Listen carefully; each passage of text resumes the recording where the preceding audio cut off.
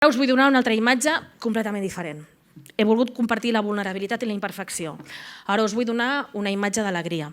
Ha fet una menció parcial abans la Lucía també, quan ha parlat que l'altre dia, en el dia que fèiem actes contra les violències masclistes i donàvem el Premi contra les violències masclistes a la ciutat de Barcelona, doncs jo efectivament vaig acabar amb un crit de guerra impropi d'una alcaldessa habitual, diguem-ne, que va dir que no volem ser princeses, sinó que volem ser el que ens doni la gana. Però per què jo vaig dir allò? Perquè em vaig tornar boja? No. En principi. Va ser perquè vam viure un acte preciós que va organitzar la Laura des de la regidoria de Feminismes, i des d'aquí li dono l'enhorabona per la feina que està fent. Va fer un acte preciós enmig del Saló de Cent. Jo no sé si vosaltres hi heu estat algun cop. El Saló de Cent és un acte molt institucional, molt formal, molt antic, molt imponent.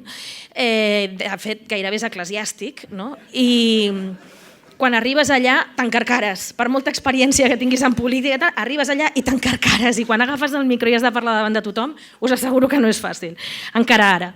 Doncs en aquest Saló de Cent, la regidoria de Feminismes va organitzar un acte meravellós pels premis, i és que en lloc de fer una habitual entrega de premis, un grup de dones joves meravelloses va irrompre i va ballar pel mig del Saló de Cent, i va entrar a la Marina d'Ojos de Brujo i es va posar a cantar entre els bancs, afirmant l'alegria i afirmant la llibertat de les dones per ocupar i recuperar els carrers, i afirmant la llibertat i la igualtat.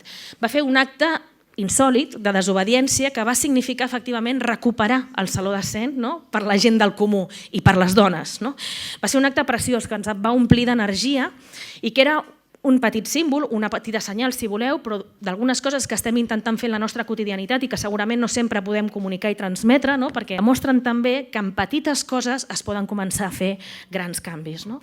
En aquest Saló de Cent, recuperat per les dones que ballaven i cantaven i que el transformaven radicalment, em vaig convèncer que efectivament sí que es pot. No només sí que es pot al carrer, que ja ho sabia, sinó que sí que es pot dins de les institucions. Es pot recuperar les institucions, ara això sí, només es pot fer en comú. En comú podem, efectivament, soles no podem.